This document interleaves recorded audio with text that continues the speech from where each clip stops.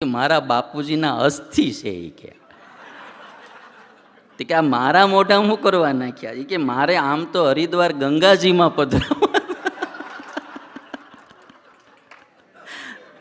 પણ આ તમે કીધું કે મારા મોઢામાં ગંગાજી પ્રગટ થાય છે, તમારા મોઢામાં પધરાવી દીધા કે. એટલે એક ચીજ બહુ પાકી છે કે ભાવ વિના ખાવાની વસ્તુમાં મજા આવતી નથી. એવી રીતે વ્યક્તિ, એવી રીતે ભગવાન સુધી. કોઈને ભગવાનનો આનંદ છે ને કોઈને નથી, તોનો મતલબ એક કે આપને એમાં ભાવ નથી. કોઈને મા બાપનો આનંદ છે, કોઈને નથી, તોનો મતલબ કે એને એમાં ભાવ નથી. ભાવ છે તો આનંદ છે. પત્ની તમારે ડાય હોય, કયાગરી હોય, તમારી સેવા કરતી હોય, તમારી અનુવૃત્તિમાં રહેતી હોય, ખાલી કોઈ નામ બોલે ત્યાં તમને એનો રાજીપો થાય.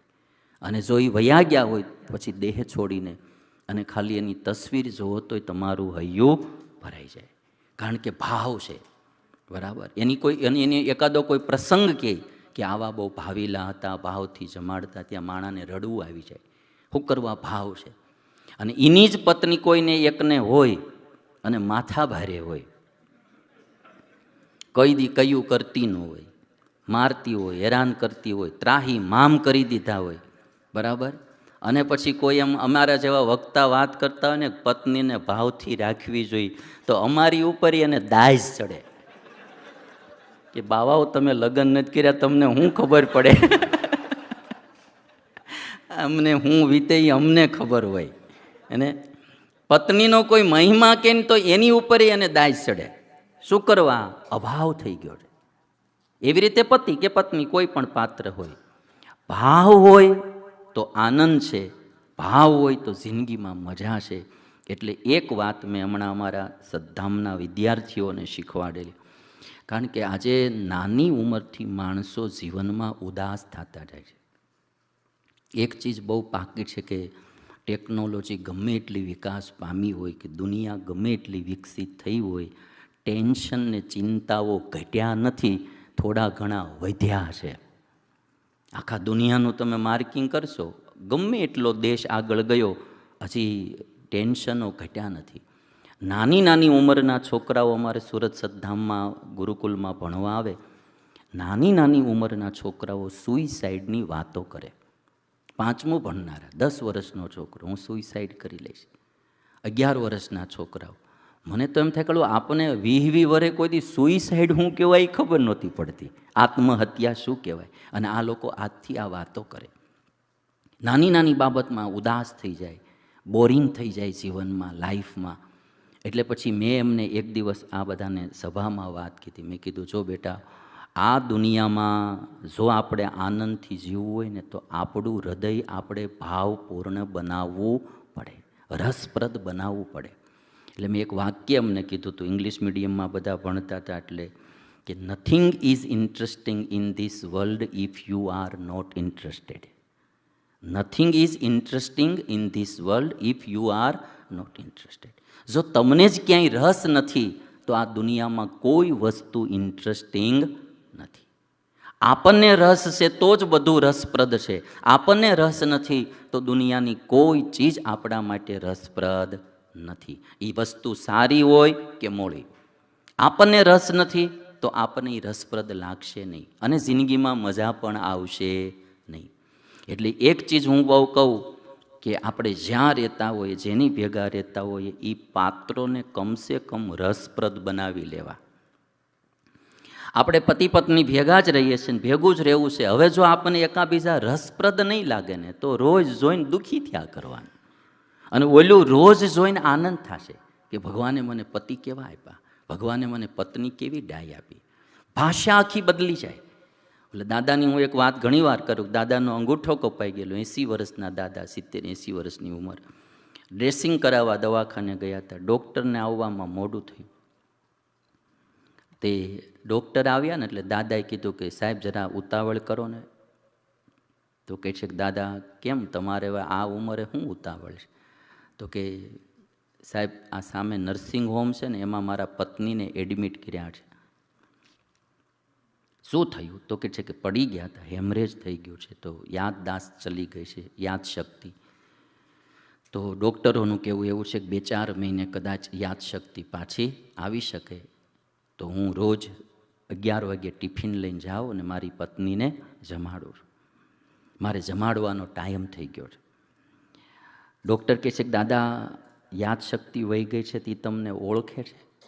તો કે ના સાહેબ, એ ઓળખતી નથી મને. તો પછી એક દી તમે ન જાઓ, કોઈક બીજા જમાડી આવે તો ન ચાલે? અને તેથી દાદાએ એટલું કીધું કે સાહેબ, એ મને નથી ઓળખતી, પણ હું તો એને ઓળખું છું ને કે એ મારી પત્ની છે. એ મને નથી ઓળખતી, પણ હું તો એને ઓળખું છું ને કે એ મારી. ભાવવાળાની ભાષા જ આખી જુદી હોય. ડૉક્ટરની તો એની પત્ની નહોતી તો એને વિચાર આવ્યો કે ઓળખતી નથી, હું લેવા દેવા, બીજા જમાડી શું વાંધો? પણ કે ના, હું એને ઓળખું છું ને.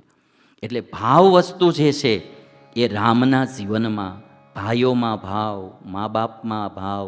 અને તમે જુઓ તો મારે ત્યાં સુધી કહેવું કે મંથરાએ ભગવાન શ્રી રામને વનવાસ અપાવ્યો અને મંથરાને શત્રુઘ્ન મારતા હતા, તો ભરતે રોકી લીધા. અને ભરત કહે છે કે તું એને મારીમાં. તો કે કેમ? કે વનમાં રામને જો આ વાતની ખબર પડશે કે મંથરાને મારી તો રામનું દિલ દુખાશે, માટે તું રામને રાજી કરવા એને મારીમાં. તો મંથરા પ્રત્યે પણ જેને અભાવ ન આવે, બરાબર, હવે રામનું હૃદય કેટલું ભાવ ભર્યું હશે.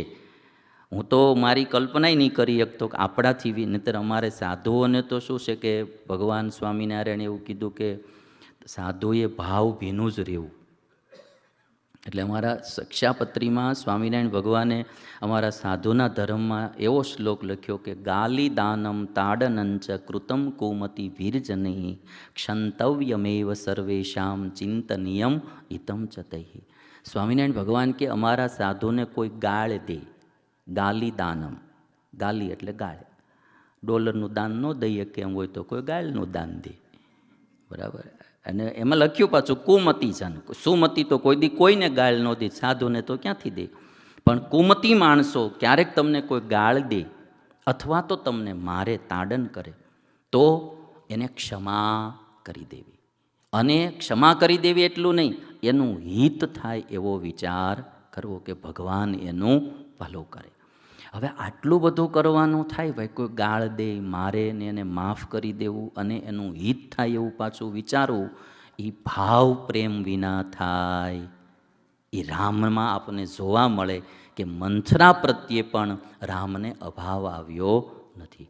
એટલે અમારા નિષ્કુળાનંદ સ્વામી એક પંક્તિ સંતો માટે લખી કે સાધુ કેવા હોય, અતિ હેત ભર્યું છે હૈયે રે, આંખે અમૃત વરસે છે, કહે નિષ્કુળાનંદ શું કહીએ રે, એ જન જોઈ હરી હરખે છે.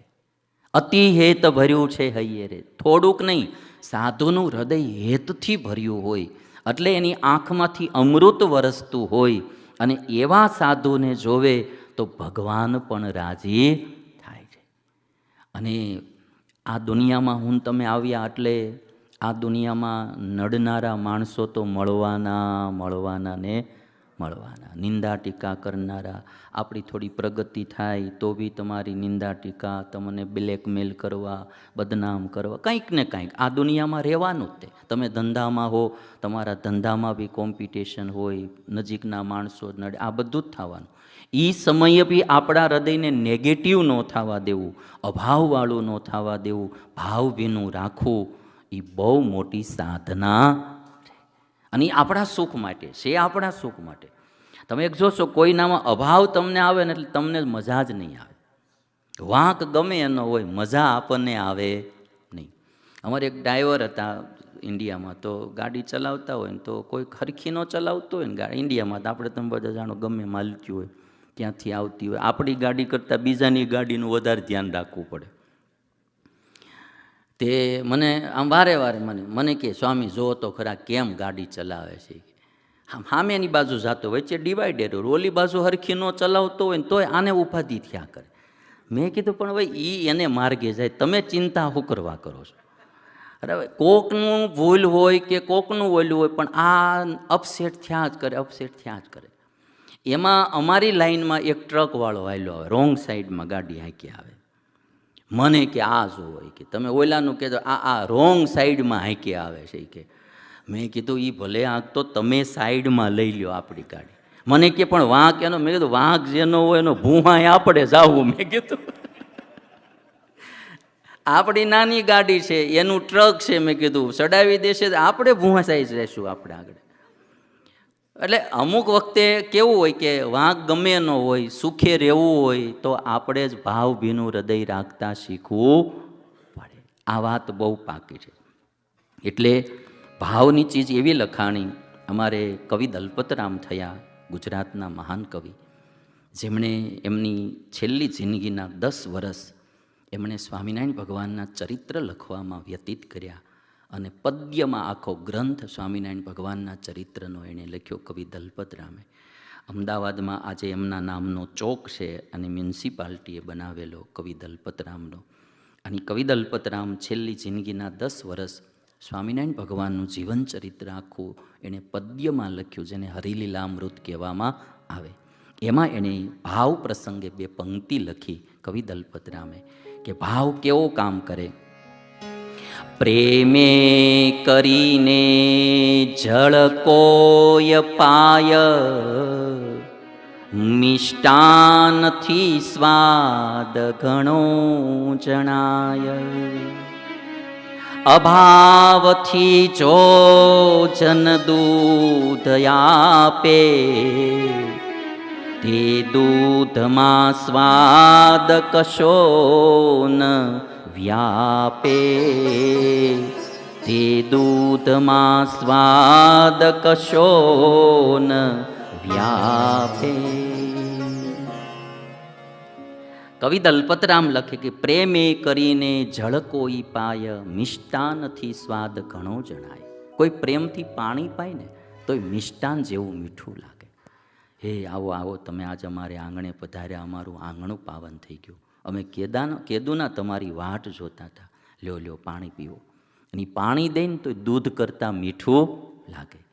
કવિ દલપતરામ કે પ્રેમે કરીને ઝળકોઈ પાય, મિષ્ટાનથી સ્વાદ ઘણો જણાય.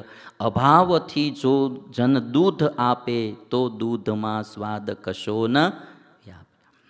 અભાવથી દૂધ લઈને આવે અને આપણને એમ કે લ્યો આવ્યા છો પી લ્યો, હે ને? હા, આવ્યા છો તે પી લ્યો. હા, એમાં આમ આમ ઘા કરે દૂધના કટોરાનો, તો એ દૂધે મીઠું લાગે નહીં. અને ભાવથી પાણી આપે તો પણ મીઠું લાગે. એટલે આજની આજે કથા મારા તમારા બધા માટે છે. રામના આધારે મેં કરી. વસ્તુ પદાર્થ બી સુખ દેનારા હોય, આપણે જાણીએ, મકાન, ગાડી, બંગલા, ડોલર, બધું સુખ દેનારું. પણ એક તત્વ, ભાવ તત્વ પણ છે જે સુખ દેનારું છે. એ 100% પાકી વાત. ઓલું બધું હોય તો સુખ હોય જ એવું કમ્પલસરી નથી. કારણ કે એ બધું ઘણાની પાસે છે, તથા જીવનમાં તોય સુખ શાંતિ નથી.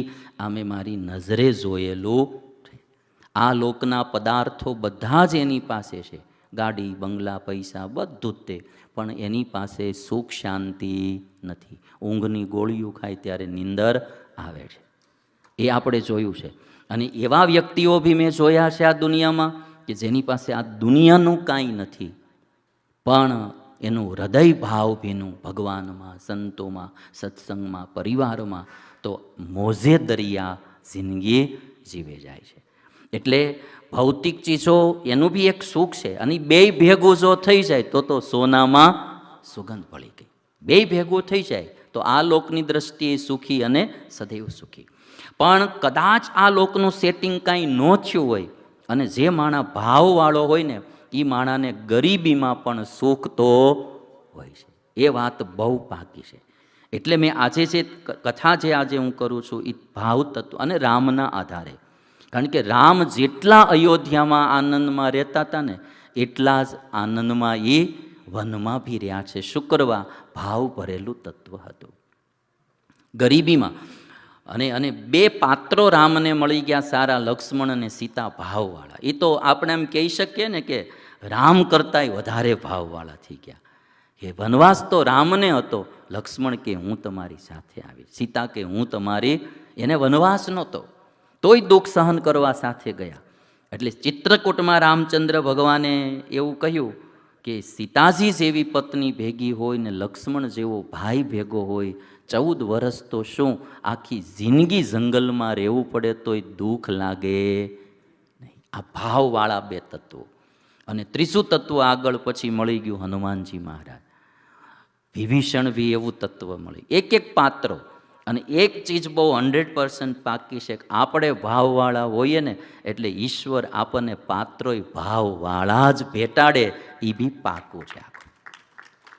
હરેક જગ્યાએ આપણને મિત્રો મળે, પાર્ટનર મળે, સંબંધી મળે, લગભગ આવું હોય. પછી અપવાદ બી હોઈ શકે, પણ જનરલી આપણામાં ભાવ હોય એટલે ભગવાન આપણને, કારણ કે ભાવવાળો માણા હોય ને એ લગભગ બધાને આનંદથી રાખતો હોય અને એ જાતું કરતો હોય, સમર્પણ કરતો હોય, એટલે એની હારે માણસો ભાવવાળા મળતા જાય. એટલે જે આનંદ ભાવમાં છે એ આનંદ બીજે ક્યાંય નથી. એટલે તમે જુઓ ને તો આવકારની મજા તો ભાવમાં હોય, આવકારની મજા તો ભાવમાં હોય. બાકી વેલકમ તો પગ લૂસણીયામાં લખ્યું હોય. અને આવકારની મજા ભાવમાં હોય, બાકી વેલકમ તો પગ લૂછણિયામાં લખ્યું જ હોય ને વેલકમ, પણ એની મજા નથી હોતી. એટલે ભાવ તત્વ જે છે, આપણે એમ કહેવાય કે ભાવ વસ્તુની પ્રધાનતા એટલી બધી છે. શ્રાવણ મહિનો ચાલે છે એટલે શંકર દાદાની એક વાત કરું કે સતી, શંકર દાદાના પત્ની સતી, પાર્વતી પહેલાંનો જન્મ, એ એના પિતા દક્ષના યજ્ઞમાં જવા માટે તૈયાર થયા તો શંકર દાદાએ ના પાડી. તમે શંકર દાદાનું જીવન જુઓ તો એકદમ વૈરાગી જીવન છે. એને કોઈ માન અપમાનની કોઈ પરવા નથી, બરાબર. એ તો મસ્તીમાં જીવનારું તત્વ છે મહાદેવ. પણ છતાંય જ્યારે સતી એના પિતાને ત્યાં વગર આમંત્રણે જતા હતા તો શંકર દાદાએ એને ના પાડી, દેવી ત્યાં તમે જાઓ માં. તો કહે છે કે મારા પિતાને ત્યાં યજ્ઞ છે ને હું કેમ ન જાઉં? તો કહે છે કે એણે આપણને આમંત્રણ નથી આપ્યું. તો કહે છે કે સતી કહે છે કે પિતાની ઘરે, મિત્રની ઘરે, પતિની ઘરે, ગુરુની ઘરે વગર આમંત્રણે જવાય. શંકર દાદા કે એ વાત સાચી, પણ જો એને આપણી હારે દ્વેષ ન હોય તો, જો એને આપણી હારે આંટી પડી ગઈ હોય, દ્વેષ થઈ ગયો હોય, તો એની ઘરે જવામાં કલ્યાણ થશે નહીં. શંકર દાદાએ ના પાડી. એ પ્રસંગે આપણે ગુજરાતીમાં એક એવી દોહરો કહેવાય કે આવ નહીં આદર નહીં, નહીં નયન મેં નેહ, વાંકું ઘર મત જાઈએ, મર કંચન વરસે મેં. જ્યાં આવકાર ન હોય, જ્યાં ભાવ ન હોય, આદર ન હોય, એની ઘરે કદાચ સોનાનો વરસાદ થતો હોય તોય જાવું નહીં. તો આ દોહરો ભાવ ઉપર કેટલો ભાર આપે છે કે આવ નહીં આદર નહીં, નહીં નયન મેં નેહ, વાંકું ઘર મત જાઈએ, મર કંચન વરસે મેં. એટલે રામચંદ્ર ભગવાન એના જીવનમાં આપણે બધા જોશું તો એકદમ ભગવાન, કોઈનો અભાવ નહીં. છેલ્લી વાત તમને એની એક એ બી કરું રામની, કે રામચંદ્ર ભગવાન જ્યારે રાવણને માર્યો, રાવણ મર્યો તો પછી રામચંદ્ર ભગવાને વિભીષણને કીધું કે તું અમે આનો અગ્નિ સંસ્કાર કરો. તો વિભીષણ કહે છે કે એ પાપીનો અગ્નિ સંસ્કાર હું કરું નહીં, એ પાપી છે એનો અગ્નિ સંસ્કાર હું ન કરું. રામચંદ્ર ભગવાને ત્યારે એટલું કીધું કે વિભીષણ, વેર મરણ સુધી હોય, હવે તો એ મરી ગયો, માટે તમે એનો અગ્નિ સંસ્કાર કરો. દુશ્મનનો અગ્નિ સંસ્કાર કરાવવામાં રામચંદ્ર ભગવાને પ્રેરણા કરી. તો એક પહેલેથી ઠેઠ સુધી તમે રામના જીવનમાં જોશો, ભાવનો દરિયો ચાલ્યો જાય છે. અને અમુક તત્વ એવા હોય કે આપણને આમ દેખાતા ન હોય,